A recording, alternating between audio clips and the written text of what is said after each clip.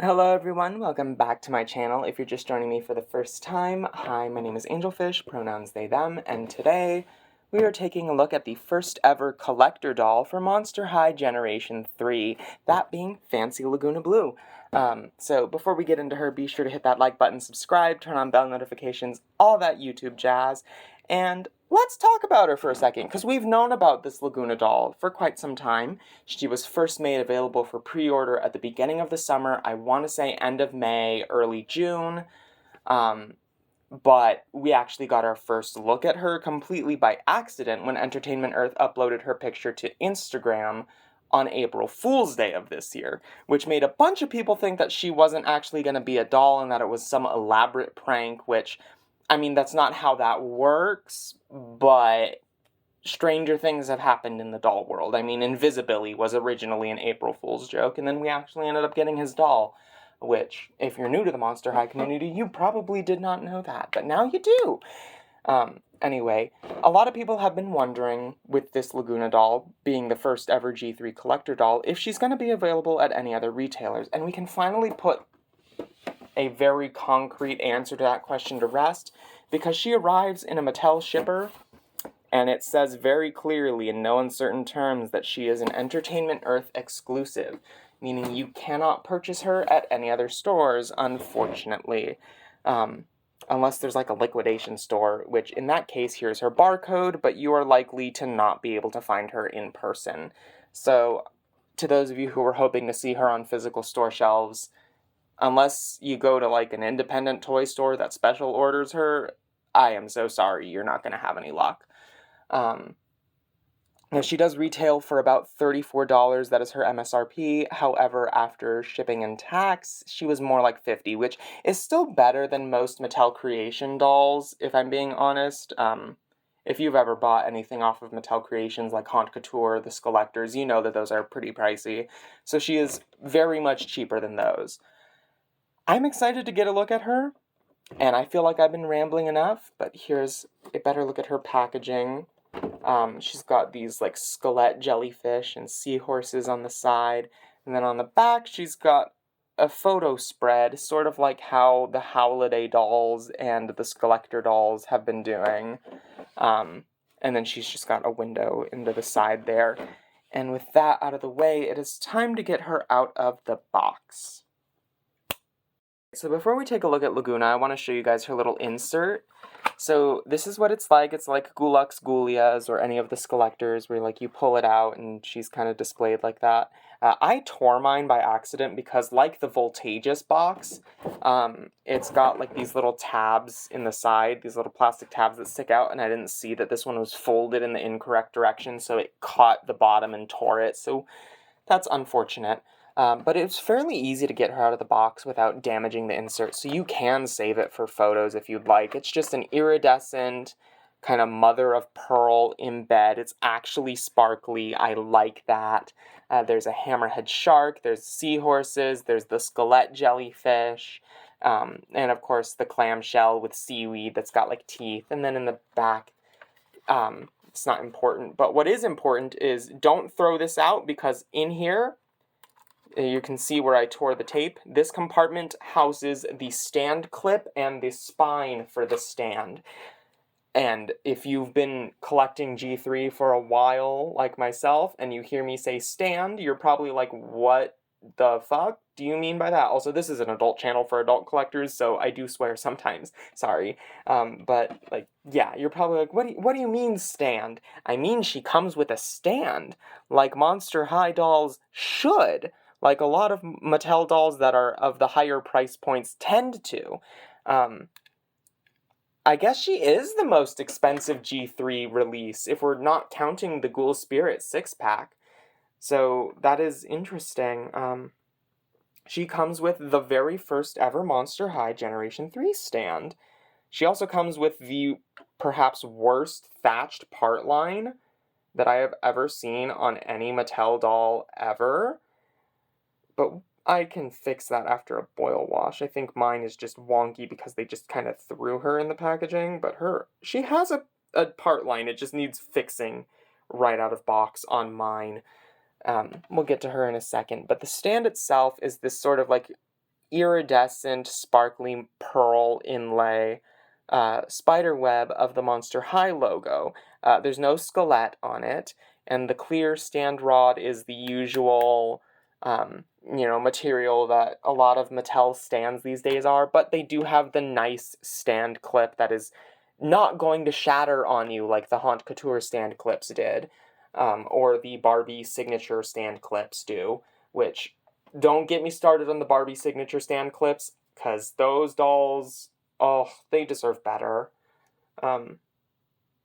Ooh, her Velcro is put on weird. Her dress is put on weird. Okay, hang on.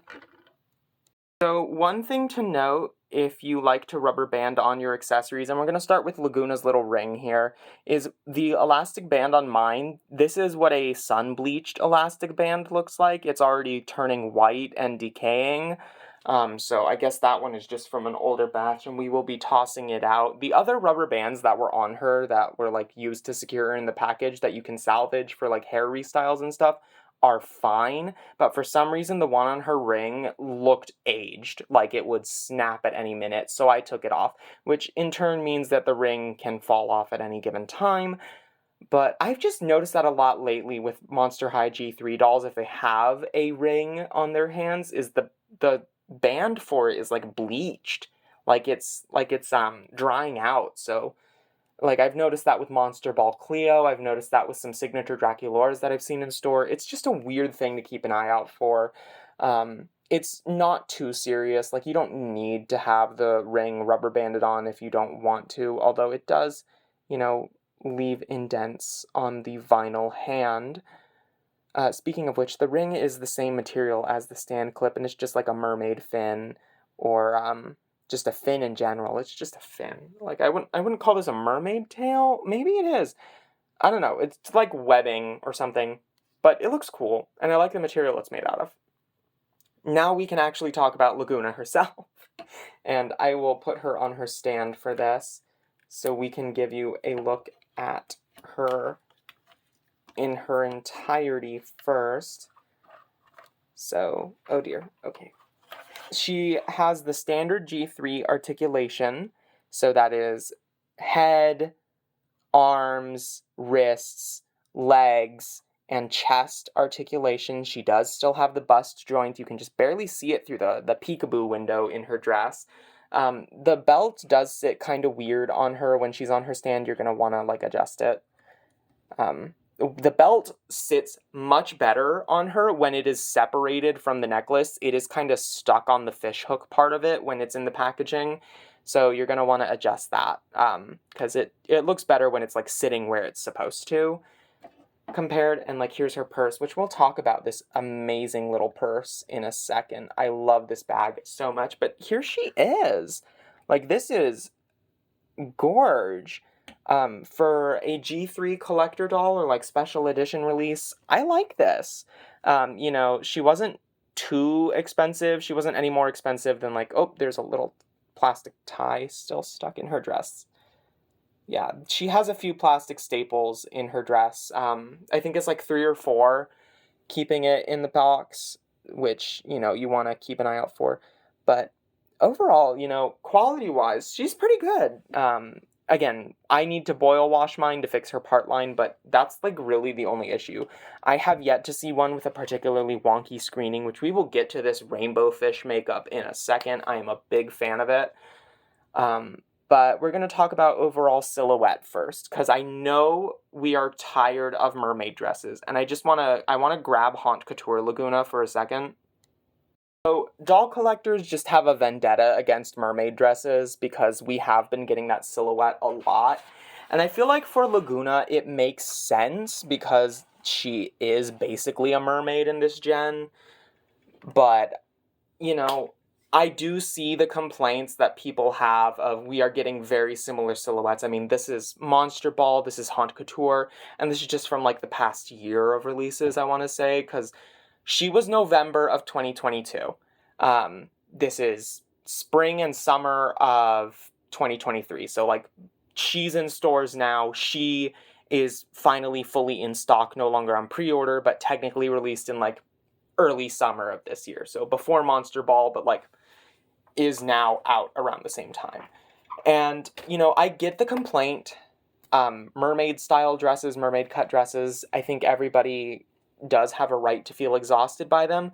But I will say, having all three of these dolls, I do like how each of them is different enough in silhouette. They each have something to them that makes them just different enough for me to where I'm not necessarily exhausted by it. Like, I can see these as different looks without them being samey. Like, this is different from Monster High doll number 4 getting biker shorts for the 13th time, I want to say, because we have a lot of biker shorts in G3 and whatnot. But, having these three together, I think she stands out enough.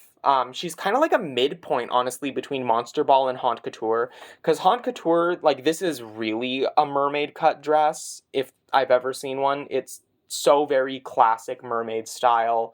It's sleeveless. It's got the mesh part underneath. Oop, I almost knocked her over. And whatnot.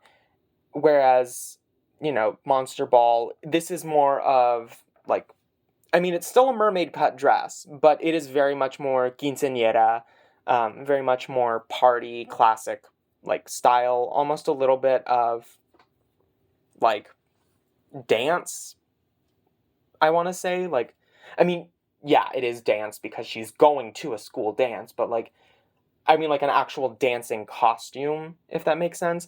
And this is very much a little bit more in line with Haute Couture. Like, this is formal event of red carpet variety, honestly. Like, I could see her wearing this. Like, this, I don't know. She feels like a nice midpoint between them, is my point. I need to move on before I keep rambling.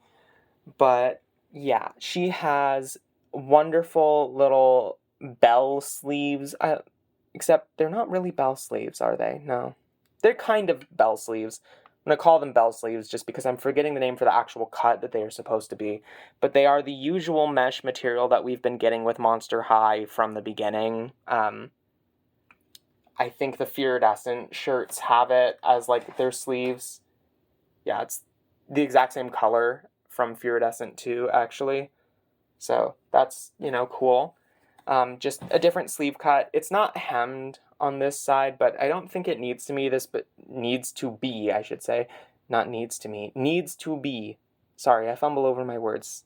I don't think it needs to be hemmed because this material doesn't really fray easily, and she is one of the more expensive G3 dolls, so I don't think she's particularly targeted at kids, even though she says 4 and up on the box. Now, we're going to talk about her hair blend before we continue on with the dress, because a lot of people are curious about it. It is crimped saran, and this is the first time that we've gotten Lagoona in G3 with, like, actual pink in her hair. Like, this isn't her usual lilac. This is the pink that we have gotten on, what's her name? There's 2 different G3 releases that have this shade of pink saran in their hair blends right now. One of them is Fear Leading Draculaura. It's marbled in with her regular pink to create almost a magenta color. And then Monster Ball Claudine has this pink in her hair as well. And it's kind of a blend that comes from the Haute Couture Claudine, because she also has a similar shade of pink in her hair as well. And I like this shade. It's so cute. It's nice to see a Lagoona that has different from her usual lilac, because I love the lilac, not gonna lie, but I have been dying for a Lagoona to have the pink hair, because she has pink in the show, she has pink in the movie, but then we get to the dolls and it's all lilac, and you get the same lilac in the dolls every other release, and it's just, it gets a little samey. I live for the moments where the dolls switch up the hair blends just enough. And then this is the bright, vibrant cyan saran that we get with Real Drama. And then she's got this golden blonde, which is slightly more intense than her usual. Not by much. It's barely noticeable in person and on camera, but I can still, like, kind of pick out. It's a little bit warmer in tone. It's not by much. Most people will not pick up on it. She has this nice little pearl headband too, which I love.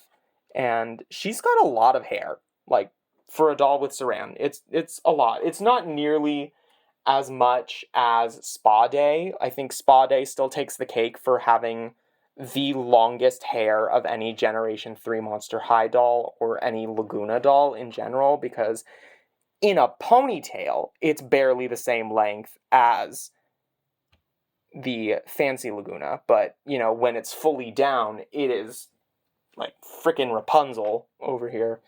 I actually don't really like that movie anymore because the voice cast kind of sucks. Became shitty people, but we're not here to talk about them. Anyway, now back to her dress. This is very all over the place, but yeah, I'm just really excited, okay? So her dress itself is a one piece, and it's a sparkly fabric. It's a lot shinier. I feel like this is what Monster Balls should have been, because this is not nearly sparkly enough. Like, it's a similar material, but this is barely glittery compared to this. Like, this is really, really sparkly. It's got glowing jellyfish and bubbles printed on it, but honestly, it just looks like a watercolor painting from a distance, which I think I appreciate. On camera, the camera picks up the jellyfish a lot better. But in person, I kind of like that the sparkles make it look like a little watercolor neon sort of thing. It just feels nicer. And I like the way that the little tentacle layer underneath, because this reminds me of, like, the jellyfish tentacles, the frills. This layer underneath, it's kind of like wavy and tattered, but it's nice. It gives it a nice structure and shape. It just is so cool. I like this. I like this dress. It does sit a little awkward on her because of the stand. This is all one piece, okay? Like, this is all one piece. She's got shoulder straps of the ribbon, which you can't really see because of her necklace, and then just the dress. But, it's cool. Now I think I need to talk about her face. Alrighty, so this face-up is absolutely gorgeous. Like, okay, I know not everybody's a fan of it, but I like it because it reminds me of Rainbow Fish, like the children's book character, which I think Rainbow Fish is still around. I've seen plushies of him at Barnes & Noble, so, that little icon is still making his way in the world today. We love that, and I love this little reference to it. I think it is intentional, too, because if I remember, the guy that paints the faces, I follow him on Instagram, he said it was inspired by Rainbow Fish. So that is cool. I like that. It's just like a kind of periwinkle outer corner to, again, another magenta. I think it's similar to the one that's in her hair. I just love this, and it's got glitter on it. Oh, it's so pretty. I love when Monster High dolls have glitter on their eye makeup, because it just reminds me of the way Mattel's dolls were when I was a kid, because they don't really do glitter eyeshadow on a lot of dolls these days. Like, that's a corner that Mattel has long since cut for a lot of dolls. Like, I don't think any of the Haute Coutures have this either.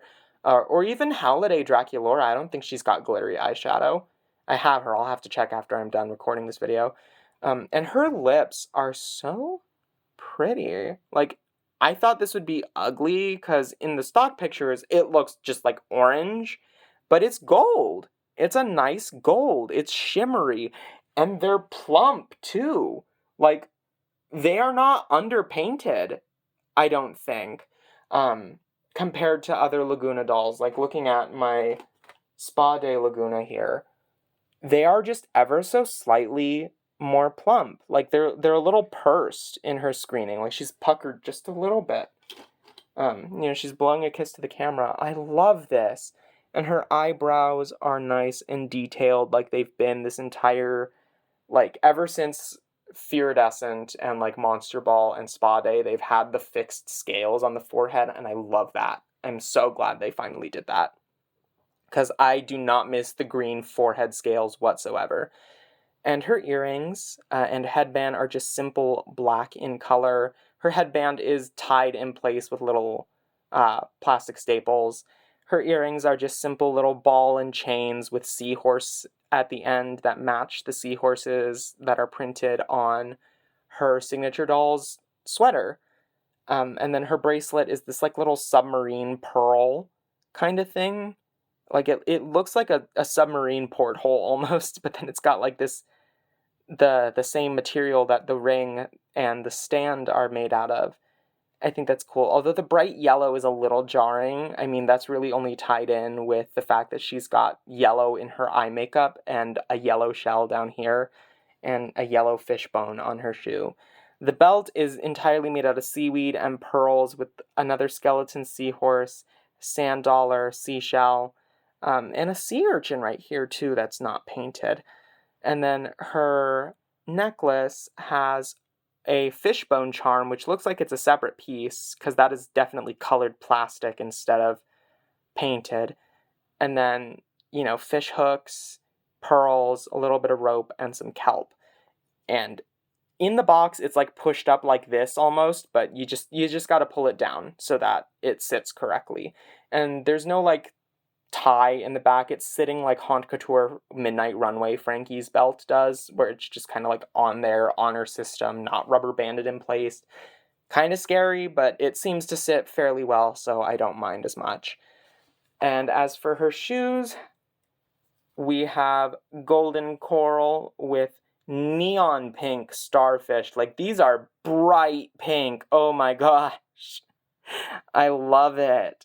And they are kind of a rubbery material with the blue and yellow fish bones painted on. I don't think her legs are sealed because I can see little scratches right there on mine.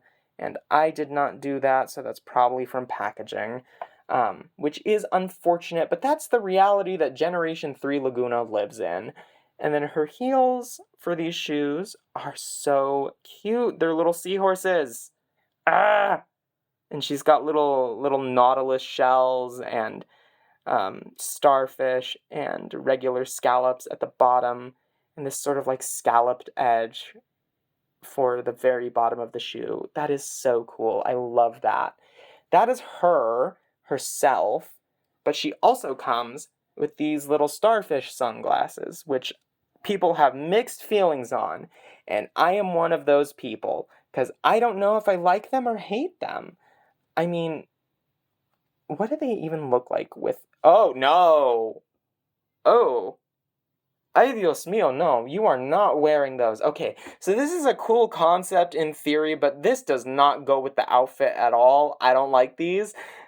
We're gonna find something to do with them later, but she's not gonna be wearing them. No, that looks awkward as all hell. But her other accessory is this really cool jellyfish purse, and I love this so much. It's kind of rubbery in the terms of like the tentacles, but other than that, it's like a hard plastic. And I don't know if it can fit anything in it. It looks like it can hold... I do have her water bottle from her signature doll nearby. Can fit that in there, I suppose, but it doesn't really fit much of anything in here. It's just like a little... It's a statement purse. It's not meant for function. But I love this! And it's got like little pearls going up the side and like a spider web texture. It's like the world's fanciest Halloween pail. And then the rope or strap is like coral or a sponge. It's got like kind of a weird undersea texture to it. I will say, in stock images, the bright yellow was kind of jarring, but in person, it's not so bad. I actually kind of like it. I think they needed to give her a wider stand clip because it is kind of weird to have her on a G1 stand clip. But you know what? It's whatever. That is FanSea Lagoona. I honestly give her a solid 9 out of 10. There's only a few small issues that I have with her, which I've already talked about, but I am in love with her so much. Oh my god. And I haven't seen any wonky screenings with her yet, but I'm sure it'll happen at some point, so, this is Mattel. But yeah, I really like this doll. I recommend her if you can afford her, if you want to save up for her. The holiday season's coming up. Put her on your wish list. She's very cool. I love her. 10 out of 10. Anyway, thank you all so much for watching. I will see you all in the next video. Let me know your thoughts on her in the comments below, but keep it civil because I know people have been like going at each other's throats over her because some people think she's like really ugly, and if you're one of those people, please behave. Anyway, see you all in the next video. Bye-bye!